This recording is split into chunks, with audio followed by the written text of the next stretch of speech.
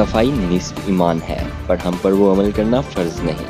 Syeda फ़ातिमातुल Zahra college Sohdra मोहल्ला कक्के ज़ैया के साथ वाले मकान को लोगों ने कूड़े का ढेर बना डाला। गंदगी की वजह से वहाँ के रिहायशी मुश्किलात का शिकार। मज़ीद तफ़सीलात जानते हैं सिकंदर मलिक की इस रिपोर्ट में। बहुत बदबू होंदी है, औरतां लंघदे ने, बच्चे लंघदे ने, बहुत बदबू होंदी है। सारी गली में कचरा फैलिया होया है। तुहाडी मेहरबानी है कि यह जिहा कचरा ना चुकाया जाए इत्थों।